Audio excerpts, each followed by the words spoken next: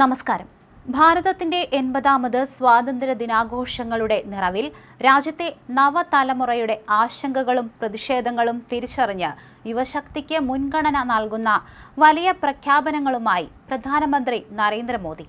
ചരിത്രപ്രസിദ്ധമായ ചെങ്കോട്ടയിൽ 13ാമത് വട്ടവും ദേശീയ പതാക ഉയർത്തിയ ശേഷം രാജ്യത്തെ അഭിസംബോധന ചെയ്ത അദ്ദേഹം രാജ്യത്തെ വിദ്യാർത്ഥികൾക്കും യുവാക്കൾക്കും വലിയ ആശ്വാസമാകുന്ന സുപ്രധാന തീരുമാനങ്ങളാണ് വെളിപ്പെടുത്തിയത്.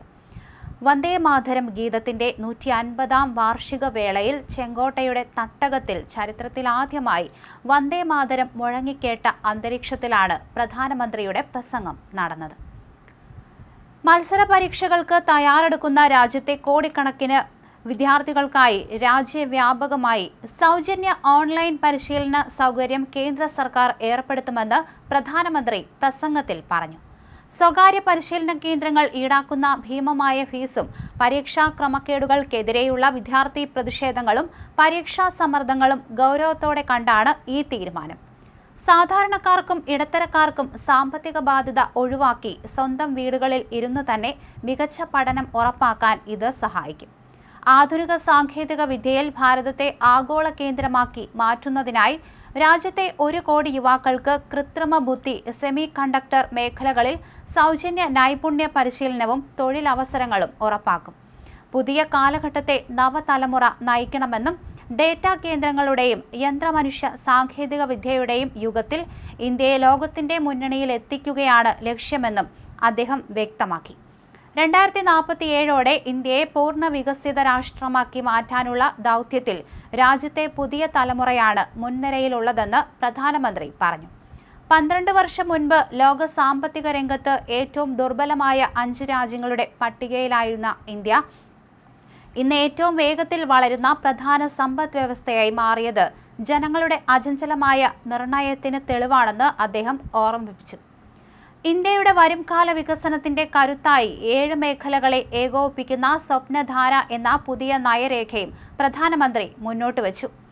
നിർമ്മാണ കരുത്ത്, കാർഷിക ഭക്ഷ്യ സംസ്കരണം, സാങ്കേതിക വിദ്യയും കണ്ടെത്തലുകളും, അടിസ്ഥാന സൗകര്യ വികസനം, പ്രതിരോധ രംഗത്തെ ആത്മനിർഭരത, പരിസ്ഥിതി സമുദ്ര സമ്പദ് വ്യവസ്ഥ, യോഗയും ആയുർവേദവും ഉൾപ്പെടുന്ന സാംസ്കാരിക കരുത്ത് എന്നിവയാണ് ഈ 7 ചാലുകൾ. ഊർജ സുരക്ഷയിലും ആത്മനിർഭരതയിലും രാജ്യം വലിയ മുന്നേറ്റം നടത്തുകയാണെന്ന് പ്രസംഗത്തിൽ മോദി വിശദീകരിച്ചു.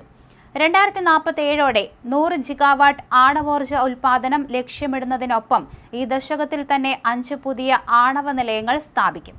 100% തീവണ്ടി വൈദ്യുതീകരണത്തിന് പിന്നാലെ ലോകത്തിലെ ഏറ്റവും നീളമേറിയ ഹൈഡ്രജൻ തീവണ്ടി ഇന്ത്യ അവതരിപ്പിച്ചതും സൗരോർജ്ജ ശേഷി 160 ജിഗാവാട്ടിലേക്ക് ഉയർത്തിയതും രാജ്യത്തിന്റെ ഊർജ്ജ സ്വയം പര്യാപ്തത ഉറപ്പാക്കുമെന്ന് അദ്ദേഹം പറഞ്ഞു. ലോകമഹാവ്യാധിയും അന്താരാഷ്ട്ര യുദ്ധങ്ങളും സൃഷ്ടിച്ച ആഗോള പ്രതിസന്ധികൾക്കിടയിലും കർഷകരെ സർക്കാർ സംരക്ഷിച്ചുവെന്ന് പ്രധാനമന്ത്രി എടുത്തു പറഞ്ഞു. അന്താരാഷ്ട്ര വിപണിയിൽ ഒരു ബാഗ് യൂറിയയ്ക്ക് 3000 രൂപയോളം വില വരുമ്പോഴും ഇന്ത്യൻ കർഷകർക്ക് കേവലം 300 രൂപയ്ക്കാണ് കേന്ദ്ര സർക്കാർ നൽകുന്നത്. കർഷകർക്ക് മേൽ സാമ്പത്തിക ഭാരം അടിച്ചേൽപ്പിക്കാതെ ധനസഹായങ്ങൾ തുടരുമെന്ന ഉറപ്പും അദ്ദേഹം നൽകി. രാജ്യത്തെ സാമ്പത്തിക വ്യവസ്ഥയെ കൂടുതൽ ഊർജ്ജസ്വലമാക്കാൻ സ്വതന്ത്ര വ്യാപാര കരാറുകൾ പ്രയോജനപ്പെടുത്തണമെന്ന് വ്യാപാരികളോടും ചെറുതും ഇടത്തരവുമായ വ്യവസായ മേഖലയോടും മോദി ആവശ്യപ്പെട്ടു. ലോകത്തിലെ മുൻനിര 500 കമ്പനികളുടെ പട്ടികയിൽ കൂടുതൽ ഇന്ത്യൻ കമ്പനികൾ ഇടം പിടിക്കണം.